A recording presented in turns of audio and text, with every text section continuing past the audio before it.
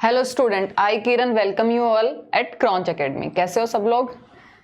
कैसी पढ़ाई चल रही है घर पे? जहाँ पे भी हो आप, हॉस्टल, पीजी, कहीं भी, बस पढ़ते रहो, ठीक है। बाकी आज ये परसेंटेज की क्लास 6 होगी और सारे कॉम्पिटिटिव एग्जाम के लिए रेलेवेंट है। आज क्या पढ़ने वाले हैं? आज डेप्रिसिएशन पढ़ने वाले हैं। तो सबसे पहले बताओ डेप्रिसिएशन क्या होता है, अपने दिमाग में सोचो। अज्यूम करो आपके पास क्या है, कार, मोटरसाइकिल, जो भी है आपके पास, बाइसिकल, उसकी वैल्यू आज आपने खरीदी उसको। लेट अज्यूम करो शोरूम पे गए हम और आज इसको परचेज कर ली, 10 लाख की ये गाड़ी है, ठीक है। क्या 2 साल बाद में जब आप इसको सेल करोगे, क्या आप 10 लाख मांगोगे? सामने वाले से कितने रुपए चार्ज करोगे, कितने रुपए में इसको सेल करोगे आप, ठीक है। तो कुछ ना कुछ डिक्रीज हो जाएगा। जो डिक्रीज होगा 2 साल बाद में, 2 ईयर आफ्टर, हम इसको क्या कर रहे हैं? सेल कर रहे हैं। तो जो सेल करने पे प्राइस होगी वो क्या हो जाएगी? डिक्रीज हो जाएगी। और जो इनके बीच में डिफरेंस आता है वही क्या होता है? हमारा डेप्रिसिएशन, कि कितनी वैल्यू घट गई है। उसको कैसे निकालते हैं? तो ये है प्रिंसिपल। यहाँ पे हमारा प्रिंसिपल क्या है? 10 लाख। ये है रेट। क्वेश्चन में आपको रेट बता के रखेगा कि एक साल में कितना डेप्रिसिएशन आ रहा है। 10% वैल्यू घट रही है, किसी केस में 20% घट रही होगी। तो डिफरेंट आइटम की डेप्रिसिएशन क्या होगी? अलग होगी। और बाकी यहाँ पे अपन क्वेश्चन के अकॉर्डिंग चलेंगे तो क्वेश्चन में आपको गिवन होगी कि डेप्रिसिएशन रेट कितनी है, ठीक है। तो परसेंटेज की बात कर रहे हैं तो यहाँ पे आपको रेट गिवन होगी। डायरेक्ट क्वेश्चन भी आ सकता है, डायरेक्ट डेप्रिसिएशन पूछ ले तो कैसे निकालोगे? जितने में आपने सेल किए और जितने में परचेज किए उनके बीच का डिफरेंस क्या हो जाएगा? आपका डेप्रिसिएशन हो जाएगा, क्योंकि उतनी गिरावट हुई है। एग्जाम ले लिया सब? एग्जाम्पल ले लिया सभी ने? देखो यहाँ पे वैल्यू P प्रिंसिपल है जो कि हमारा 10 लाख था प्रीवियस केस में। यहाँ पे डेप्रिसिएशन ले लेते हैं। एग्जाम्पल डेप्रिसिएशन रेट गिवन है इस क्वेश्चन में 10%। 10% की रेट से वैल्यू क्या हो रही है? उसकी घटती जा रही है। अज्यूम करो अगर 100 रुपया था, एग्जाम्पल लेते हैं, 100 रुपये की आपने नोटबुक खरीदी, एक साल आपने नोटबुक अपने पास रखी, उसकी प्राइस अज्यूम करते हैं कि उसमें 10% का डेप्रिसिएशन हो रहा है। तो परसेंटेज 100 पे निकालते हैं तो 100 में 10 रुपये कम हो रहे हैं, इसके 10% क्या हो जाएंगे? पॉइंट लगाएंगे, 10 रुपये कम हो गए। एक साल बाद में कितने रुपए हो गए? एक साल बाद में यहाँ पे रुपए हो जाएंगे 90। समझ में आया? तो ये होता है डेप्रिसिएशन। 10 रुपए घट गए इनके बीच में। देखो यहाँ पे इन दोनों के बीच में डिफरेंस कितना आ रहा है? तो difference is 10। This is your depreciation, जो कि 10% है। एग्जाम्पल लेते हैं। आर देखो, this is depreciation rate, N is number of year.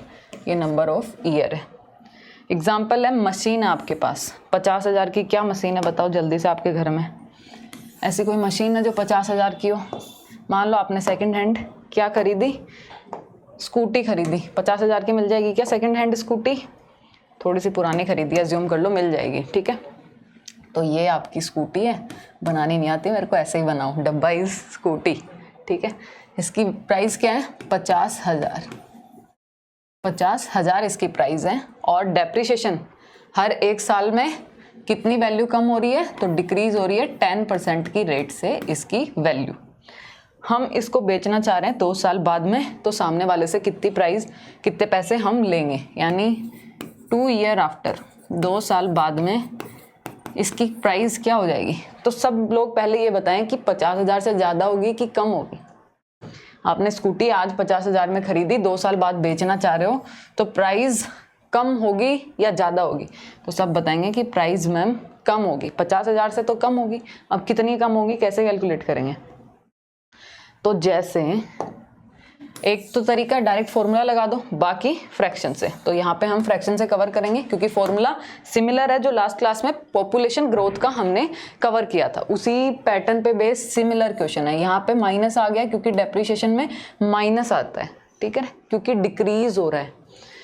तो एग्जाम्पल आपके सामने, सोल्व करना स्टार्ट कर दो। अगर किसी बच्चे ने प्रीवियस क्लास अच्छे से अटेंड की है और उसको ये चीज़ समझ में आ गई तो क्वेश्चन सोल्व करो खुद से। पहले 50,000 है, वैल्यू घट रही है, तो हमारा फ्रैक्शन 10% का फ्रैक्शन कितना हो जाएगा? 1/10। 10% का फ्रैक्शन हो जाएगा मैम 1/10। 10 क्या शो कर रहा है? टोटल। 1 क्या है? जो डिक्रीज हो रहा है। 1 क्या है? जो कि डिक्रीज हो रहा है। 10 क्या है? टोटल है। तो ये इसको मैं 10 के इक्वल रखूंगी तो ये 10 से डिवाइड करेंगे तो 1 की वैल्यू आएगी, और मेरे को एक डिक्रीज कर देना यानी 9 की फाइंड आउट करनी है। 1 साल बाद में आपकी वैल्यू ये होगी। ठीक है, आप फाइंड आउट करना चाहते हो सेकेंड ईयर, ये पहले साल की सेकेंड ईयर फाइंड आउट करना चाहते हैं तो 9/10। अब कैंसिल आउट करेंगे, सभी लोग कैंसिल आउट करो। 0 से 0, 0 से 0। अब यहाँ पे कितना आया? 9 9 81 मल्टीप्लाई बाय 500। फटाफट मल्टीप्लाई करो।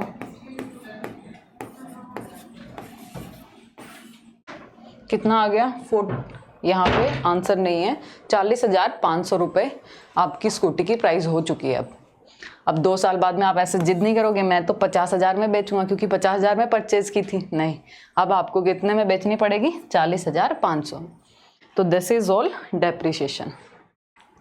अब जो हमने टाइमलाइन की कल बात की थी ना, अब यहाँ पे देखो टाइमलाइन को अच्छे से देखना है क्योंकि बहुत सी जगह आपको ये चीज़ें काम में आने वाली। जैसे हमने लास्ट क्लास में कवर किया है परसेंटेज पॉपुलेशन ग्रोथ का, उसमें भी हमने टाइमलाइन की बातें की थी। तो क्या होता है टाइमलाइन? दिस इज प्रेजेंट, और यहाँ पीछे जाएंगे तो पास्ट, और आगे जाएंगे तो फ्यूचर।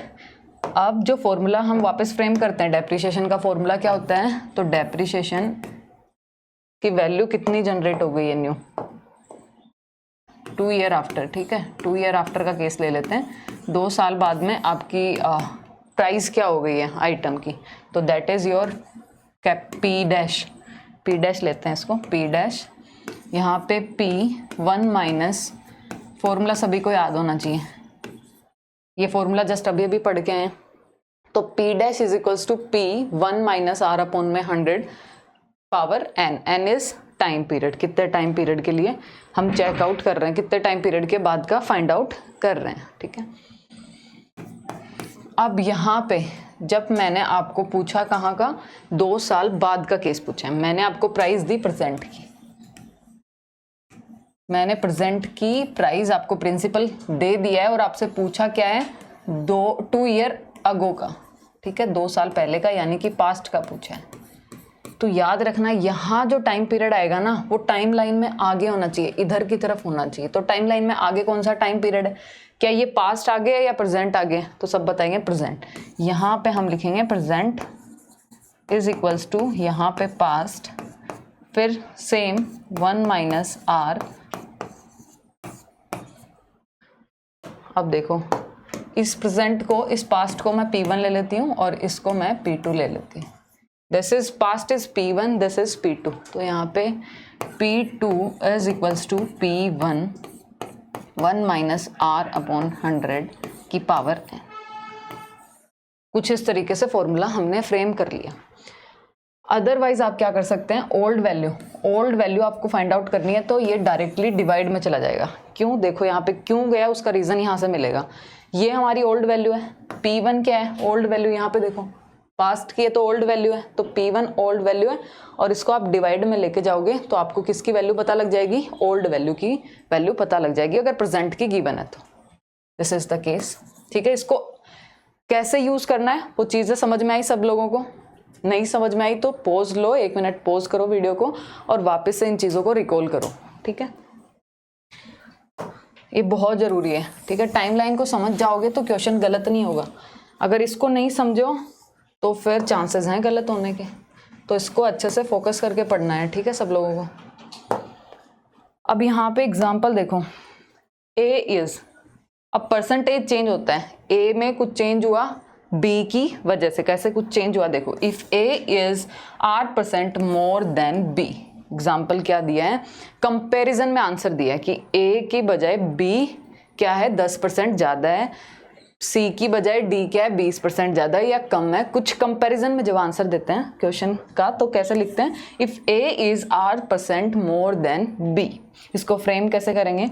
A क्या है? A इज़ मतलब equals to R% more than B, B से ज़्यादा है। अब B से ज़्यादा है तो B को हम क्या अज्यूम कर लेते हैं? B इज़ 100% और 100% में R ऐड कर दो तो 100 plus R this is percent, तो डिवाइड करेंगे 100 से, तो ए की वैल्यू क्या आ जाएगी, बी 100 प्लस आर अपॉन 100। अगर ज़्यादा है तो, इन केस कम होता तो क्या करते हैं, यहाँ पे डिफरेंस लेते, फिर सब्ट्रैक्ट करते, जो हमारी रेट थी जितना परसेंटेज था उसको हम क्या करते हैं, सब्ट्रैक्ट करते हैं। क्वेश्चन लेते हैं, यहाँ पे क्वेश्चन है, हाँ यहाँ पे है,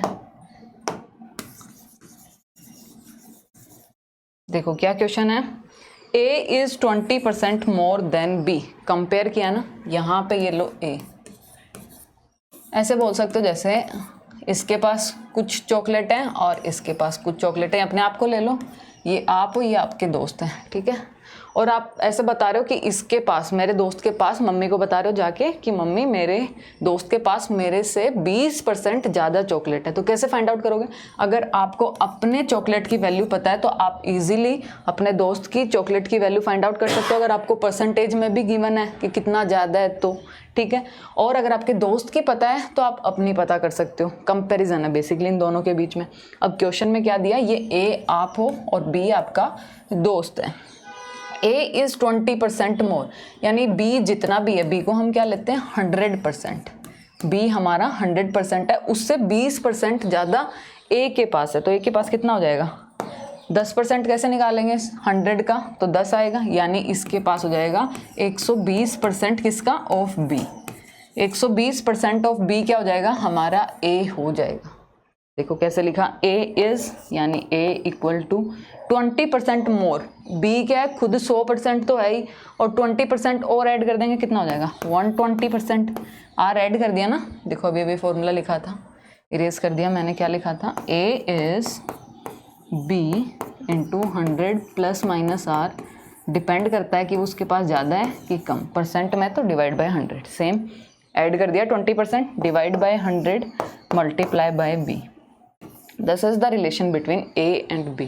एक तरीका ये है, एक अगर आपसे क्वेश्चन आंसर में क्या पूछे, परसेंटेज चेंज पूछ ले कि A कितना बड़ा है, A का दे दे आपको गिवन करे कि A B से बड़ा है, गिवन क्या किया आपको, A बड़ा है B से, तो पहले आपको बड़े का परसेंटेज पूछ लिया, फिर कंपैरिजन कर दे कि B से A B के कंपेयर में कितना है, ये आपसे पूछ ले वापस से रिटर्न में। देखो कैसे पूछेगा, आगे चलते हैं यहाँ पे,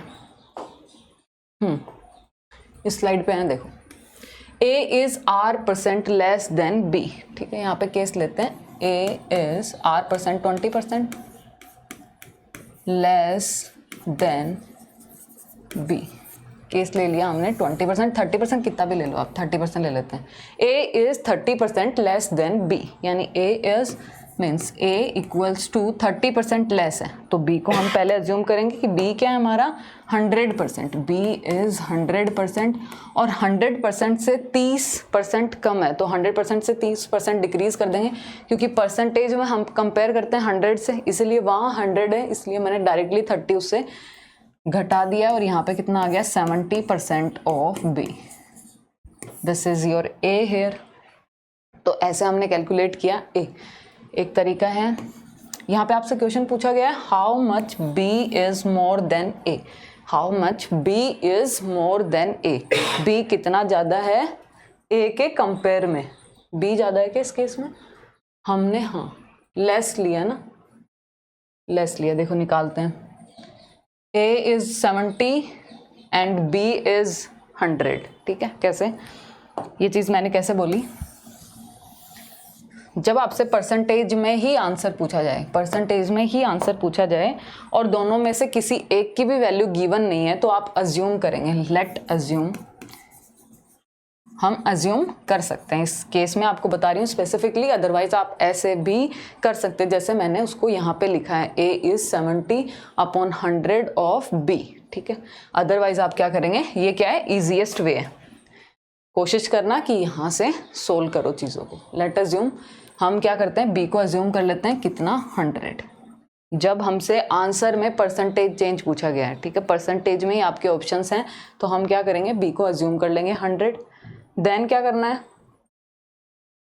आपको A निकाल लेना है, ये हमने B को अज्यूम किया ना, लेट B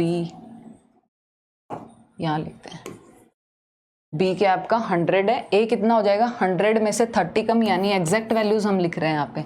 ए को मैंने 70 ले लिया, बी को 100। आपसे पूछा क्या गया है, बी कितना ज़्यादा है ए से, तो किसके कंपेयर में पूछा गया अब, देन ए के कंपैरिजन में पूछा गया है। तो डिवाइड में टोटल में क्या आएगा, ए और इनके बीच का डिफरेंस, ज़्यादा पूछा गया है तो इनके बीच का डिफरेंस आएगा, विच इज़ कितना है, विच इज़ 30। तो 30 upon A multiply by 100, this is your की how much B is more then,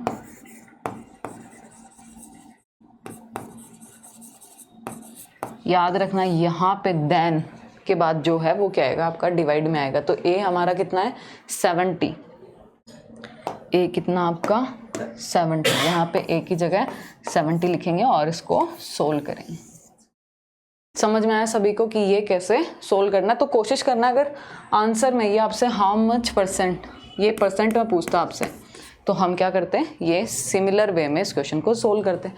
percent में नहीं पूछा है तो आप डायरेक्टली बता दोगे कि बी कितना ज़्यादा है ए से, तो 30 ज़्यादा है, देखो 30, पर ये परसेंट में पूछा गया है, ठीक है। डायरेक्ट नहीं पूछा गया क्योंकि हमें वैल्यूज़ ही नहीं गिवन है ए और बी की जो हम डायरेक्ट सोल्व आउट कर दें, इसलिए आपसे ये परसेंट में पूछा गया है और परसेंट में यहाँ से निकालेंगे। आगे मूव करें। तो सबसे पहले क्वेश्चन सभी को समझ में आया, डेप्रिसिएशन का क्वेश्चन है। Machine losses 10% of value every year, यानी डेप्रिसिएशन हो रहा है और डेप्रिसिएशन की रेट कितनी है 10%, डेप्रिसिएशन की रेट है 10% आफ्टर 3 ईयर, 3 साल बाद में। टाइमलाइन बना लो, टाइमलाइन को बना लो यहाँ पे, और दिस इज प्रेजेंट, 3 साल बाद में यहाँ पे आएगा कहीं, तो 3 ईयर आफ्टर, प्रेजेंट से 3 साल बाद में, ठीक है। वैल्यू इज 3 साल बाद में इसकी वैल्यू है 72,900। Find the original value, original value आपसे प्रेजेंट वैल्यू पूछी गई है, कैसे फाइंड आउट करेंगे। तो अगर आपने टाइमलाइन बना ली है तो चीज़ें आपके लिए आसान हो गई हैं। अगर किसी ने टाइमलाइन बना ली है तो चीज़ें क्या बहुत ईजी हैं आप लोगों के लिए। तो इसको सोल्व करेंगे। हमें देखो, हमें फ्यूचर की वैल्यू गिवन है, तो P dash is equals to P, पहले फॉर्मूला लिख लो, 1 माइनस R अपॉन में 100 टू द पावर n, ठीक है। अब ये क्या होगा, ये जो टाइम लाइन में आगे होगा उसको यहाँ पे लिखने वाले हैं। तो टाइम लाइन में कौन सा नंबर आगे है, तो 72,900। यहाँ पे क्या लिखेंगे 72,900 विच इज इक्वल्स टू ये P जो कि आपको फाइंड आउट करना है, दिस इज प्रेजेंट, तो इसको P ले लेते हैं, 1 माइनस R यहाँ पे डेप्रिसिएशन रेट है, क्या तो आप ऐसे कर सकते हो, और अगर आप सोल्व करोगे ना तो डेप्रिसिएशन रेट को 10 अपॉन में 100 आएगा, तो 1 अपॉन में 10 लिख दूँ, और 1 अपॉन में 10 टू द पावर 3 है, ये 10 हो गई, यानी ये 9 अपॉन 10 ही हो जाएगा। यहाँ से इसको सोल्व करोगे तो 9 अपॉन में 10 की पावर 3 है। इसको सोल्व करते हैं, यहाँ पे लिखते हैं, देखो बेसिकली ऊपर क्या आने वाला है 9 की क्यूब और नीचे 10 की क्यूब। तो 10 की क्यूब क्या होगी, अगर उधर डिवाइड में तो मल्टीप्लाई में, और जो कि 9 की क्यूब मल्टीप्लाई में तो यहाँ डिवाइड में। अब सब बच्चों को पता है कि मैम 9 की क्यूब क्या होती है, 7 to 9 कैंसिल आउट हो गया। ये कितना आया 3 0 और 2 0 कितने हो गए 1 lakh, 1 lakh is your answer. यानी प्रेजेंट वैल्यू कितनी थी 1 लाख थी, 3 साल में डेप्रिसिएशन होके कितनी हो गई है 72,900 आपकी वैल्यू हो गई है, ठीक है। नेक्स्ट क्वेश्चन, इसमें क्या गिवन है आपको, क्वेश्चन अच्छे से पढ़ेंगे सब लोग, पहले क्वेश्चन अच्छे से पढ़ेंगे, सोल्व करेंगे खुद से। 2 year after 2 year of 20% annual depreciation, तो डेप्रिसिएशन की रेट कितनी है 20%। अ मशीन इज वर्थ इतना, फाइंड इट ओरिजिनल वैल्यू। 2 साल बाद में, यहाँ पे भी टाइमलाइन बना लेंगे, ठीक है। दिस इज योर प्रेजेंट, और यहाँ पे 2 ईयर 2 साल, प्रेजेंट से 2 साल बाद की वैल्यू आपको गिवन है, कितनी हो जाएगी। अब सब लोग मेरे को ये बताएंगे कि प्रेजेंट वैल्यू 51,200 से ज़्यादा होगी या कम होगी, तो सब बताएंगे क्योंकि डेप्रिसिएशन हुआ है तो इस वैल्यू से तो ज़्यादा ही होगी मैम। प्रेजेंट वर्थ हमारी प्रेजेंट वर्थ क्या होगी, 51,200 से ज़्यादा होगी और सारे ऑप्शन ही ज़्यादा है, तो फाइंड आउट करना पड़ेगा। चलो फाइंड आउट करते हैं। फॉर्मूला लिख लो फटाफट, फॉर्मूला लिख लो। तो P यहाँ पे कौन सा P आएगा, टाइमलाइन में जो आ गया, टाइमलाइन में कौन सा आ गया, this is 51,200 is equals to, present को मैं P ले लूँ, प्रेजेंट को P ले लेते हैं, P आप डायरेक्ट लिखते हैं 20%, 20% का फ्रैक्शन लिखेंगे विच इज 1/5, 5 किसको डिनोट कर रहा है, टोटल को, और इसमें डेप्रिसिएशन हो रहा है 1 किसको शो कर रहा है यहाँ पे, क्योंकि हम डेप्रिसिएशन की कितना घट रहा है उसकी बात कर रहे हैं, तो 5 में से 1 कम हो रहा है, तो कितना बच जा रहा है, 4, जो रिमेनिंग है आपका विच इज 4। तो हम इसको फ्रैक्शन में लिख देते हैं यहाँ पे। टाइम भी देखना है, कितना टाइम पीरियड, 2 ईयर, टाइम है आपका 2 साल, तो 2 साल, अगर एक्चुअल में 5 थी तो वो 4 हो जा रही है, तो हम इसको 2 साल यानी 2 बार मल्टीप्लाई करेंगे ऐसे। अब इसको सोल्व करेंगे, जो मल्टीप्लाई में है वो डिवाइड में, और जो डिवाइड में है वो मल्टीप्लाई में। ठीक है, छोटा कर लेता हूँ उससे पहले।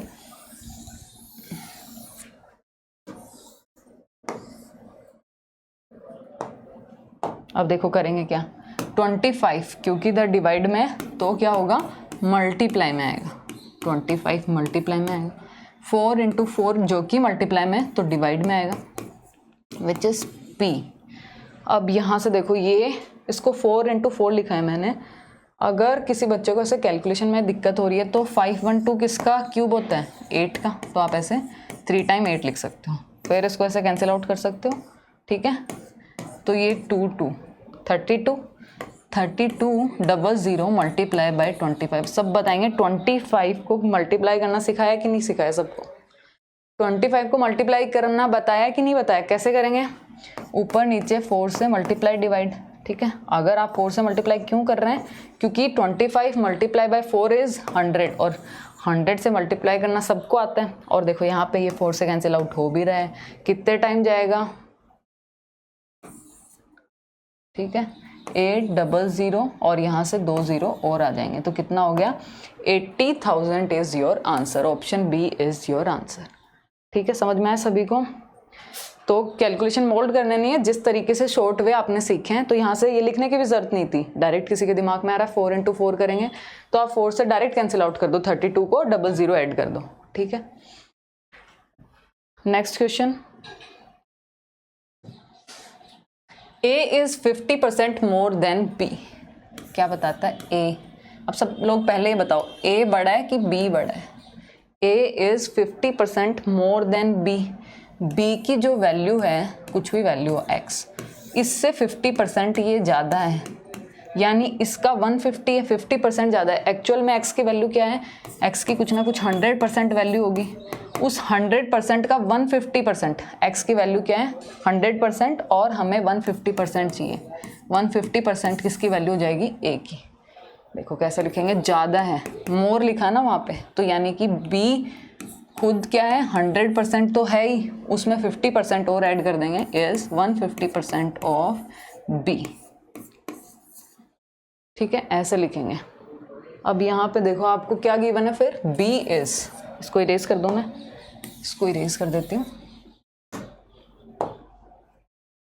इसको मूव कर देते हैं उधर।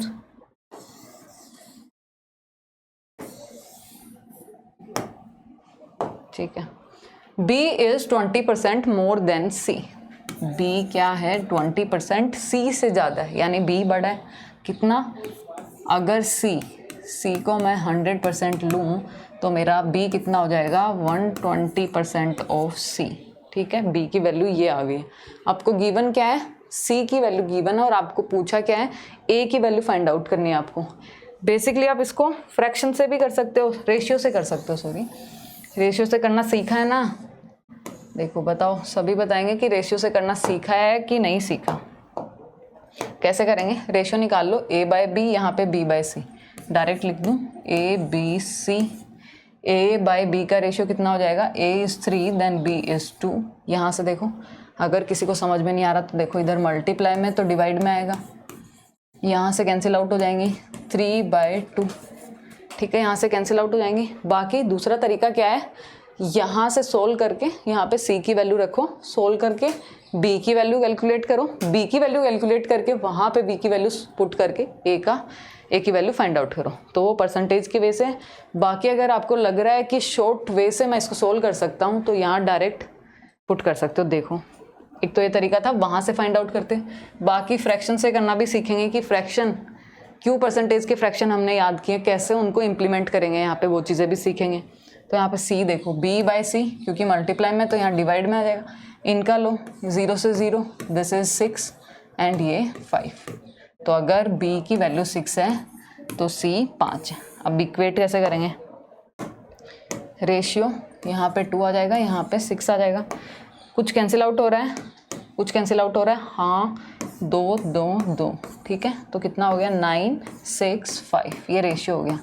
आपको वैल्यू किसकी गिवन है, c की, यानी 5 की वैल्यू कितनी है, 5 की वैल्यू है 400। आपसे पूछी किसकी गई है, 9 की पूछी गई है। तो कैसे निकालेंगे, कितना मल्टीपल है 80, तो इसको भी 80 से मल्टीप्लाई कर दो।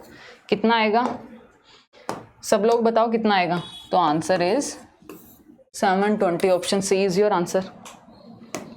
इसको हटा दूँ क्या, आप बहुत बड़ा बड़ा लिख दिया मैंने तो, ठीक है, बहुत बड़ा हो गया है, इसको हटा देते हैं, इसको भी हटा देते हैं।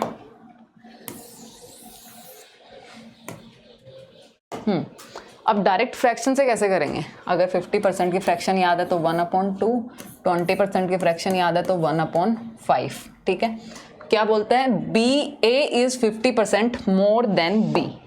तो यहाँ पे इसको मैं क्या लूँ, वैल्यू ऑफ बी से 50% ज़्यादा, यानी कि सी कितना हो जाएगा, ये इंक्रीज दिखा रहा है ना, ये इंक्रीज दिखा रहा है क्योंकि ये मोर बोला गया है, तो दिस शोइंग इंक्रीज।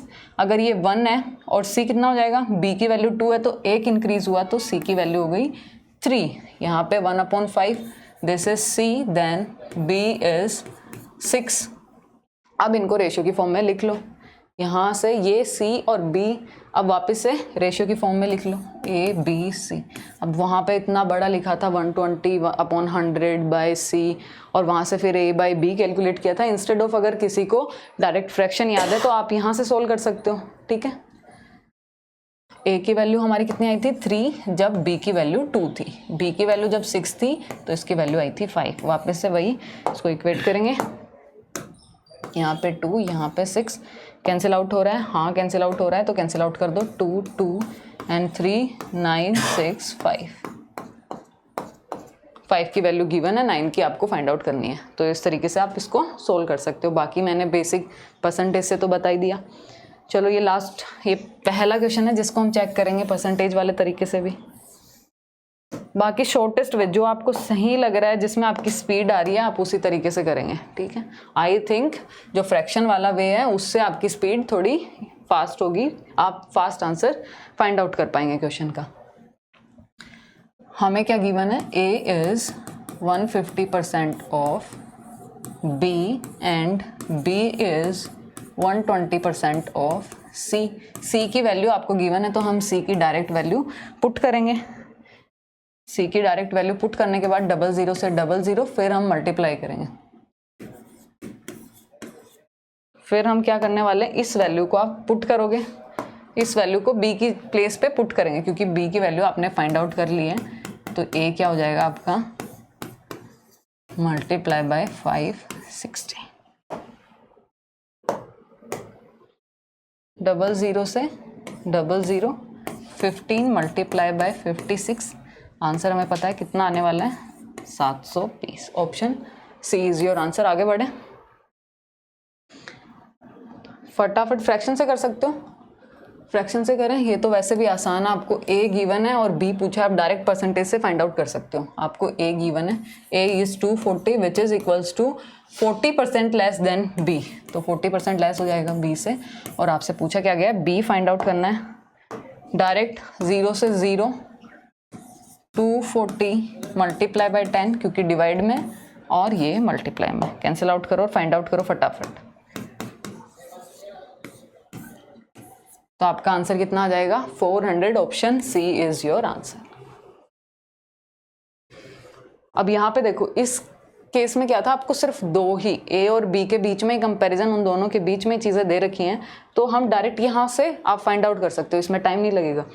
अगर फ्रैक्शन से करोगे तो भी टाइम नहीं लगेगा, आप इस चीज़ को फ्रैक्शन से करोगे तो भी शायद इतना ही टाइम लगेगा। बाकी इसको अगर आप फ्रैक्शन से करोगे तो आपकी स्पीड क्या होगी, फास्ट होगी, आप जल्दी सोल्व कर पाएंगे। अगर यहाँ पे क्या है, यहाँ पे जो वैल्यूज़ है ना ये छोटी हैं, तो आपको मल्टीप्लाई करने में इतनी दिक्कत नहीं हो रही। देखो यहाँ पे हमने मल्टीप्लाई किया, अगर ये वैल्यूज़ थोड़ी भी कॉम्प्लिकेटेड होती तो हमें फाइंड आउट करने में फिर दिक्कत होती। नेक्स्ट क्वेश्चन आपकी स्क्रीन पे है तो फटाफट सोल्व करना स्टार्ट कर दो। क्वेश्चन आपकी स्क्रीन पे है तो सोल्व करना स्टार्ट कर दो। A is 20% more than B। A is 120% of B। By what percent is B less than A।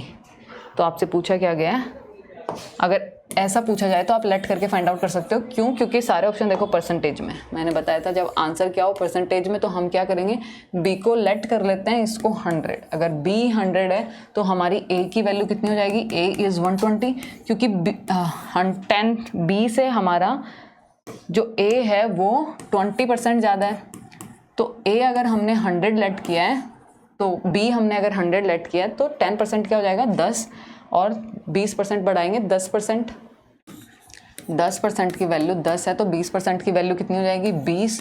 तो A कितना हो जाएगा, 120। अब आपको फाइंड आउट करना है, A आपको पता लग गया, B आपको पता लग गया, percentage, what percentage is B less than A। A के कंपैरिजन में आपसे चीज़ें पूछी गई हैं, तो कैसे फाइंड आउट करेंगे, ऊपर लिखेंगे इनके बीच का डिफरेंस, नीचे लिखेंगे A की वैल्यू विच इज़ 120, और इन दोनों के बीच में डिफरेंस कितना है, 20% की वैल्यू क्या है, 20, मल्टीप्लाई बाय 100, कैंसिल आउट करो, फटाफट आंसर निकालो। देखो एक तरीका है, यहाँ पे डायरेक्ट आप फ्रैक्शन से भी कर सकते थे। बाकी 200/12 कितना आ जाएगा, अप्रोक्स आएगा, ये 1/6 आएगा। 1/6 की मुझे पता है 16.66% आंसर होता है, और इसी को आप क्या लिख सकते हो, 16 2/3%। ठीक है, option A is your answer. इसी को ऐसे भी लिख के दे सकता है एग्जामिनर। ठीक है, एक ही बात है, 16 2/3 इज इक्वल्स टू 60.66 या फिर 16.67 भी दे सकता है, क्योंकि 66 चलता जाएगा तो उसको अप्रोक्स करके 67 लिख के दे सकते हैं यहाँ पे, 0.67। A machine cost 40,000, it depreciate at 10% per year, find it value after 2 year. ये तो बहुत आसान क्वेश्चन है। प्रेजेंट वैल्यू आपको गिवन दे दिया आपने, इसने आपको प्रेजेंट वैल्यू गिवन की है और 2 साल बाद की आपसे पूछी है। तो फॉर्मूला कैसे फ्रेम करेंगे, 2 ईयर आफ्टर की जो वैल्यू होगी उसको हम फाइंड आउट करेंगे, P जो प्रेजेंट वैल्यू उसको पुट करेंगे 40,000, और डेप्रिशिएशन की रेट है 10% विच इज़ 1/10। तो जल्दी से फाइंड आउट करते हैं इसको, कितना हो जाएगा, 10 अगर टोटल है, एक डिक्रीज हो रहा है तो एक साल में 9/10, दूसरे साल में 9/10। फाइंड आउट करते हैं, 00 से 0022, 81 मल्टीप्लाई बाय, तो कितना हो जाएगा आपका आंसर, देखो यहाँ पे 20, हाँ 20,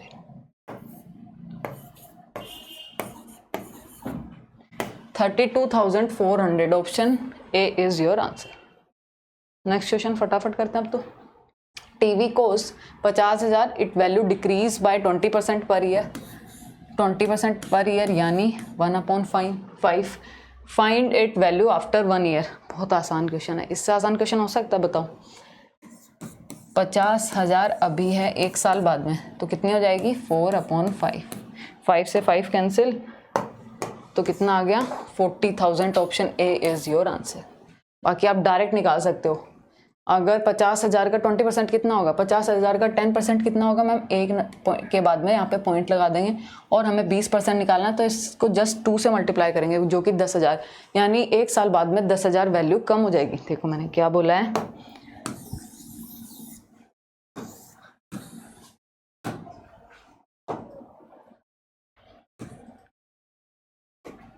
हमारी जो वैल्यू है, प्राइस है, प्रिंसिपल है, वो कितना है, 50,000। इसका 10% अगर आपको निकालना हो तो कैसे निकालोगे, एक नंबर के बाद में यहाँ पॉइंट लगाएंगे, कितना हो जाएगा, 5,000। दिस इज 10% की वैल्यू। 10% की वैल्यू अगर 5,000 है तो 20% की वैल्यू कितनी हो जाएगी, मैम 20% की वैल्यू जाएगी 10,000। 20% की वैल्यू 10,000 है। आपसे पूछा गया 1 साल बाद में, यानी 1 साल बाद में 20% डिक्रीज हुआ है जो कि 10,000 है। तो 50,000 में से 10,000 सब्ट्रैक्ट करेंगे तो कितनी वैल्यू बचेगी? 40,000। तो यहाँ से भी कर सकते हो, यहाँ से भी कर सकते हैं। I think this is the last question. ठीक है, ये लास्ट क्वेश्चन है, फटाफट करो, खुद से करना है। A is 25% more than B। Assume करके कर सकते हैं? नहीं, ये वैल्यू गिवन है, डायरेक्ट A की वैल्यू पुट कर दो, B की वैल्यू गिवन है 125% ऑफ B विच इज 200। आपको फाइंड आउट क्या करना है? A की वैल्यू फाइंड आउट करनी है। तो 00 से 00, A इज 125 ऑफ 2, कितना हो जाएगा?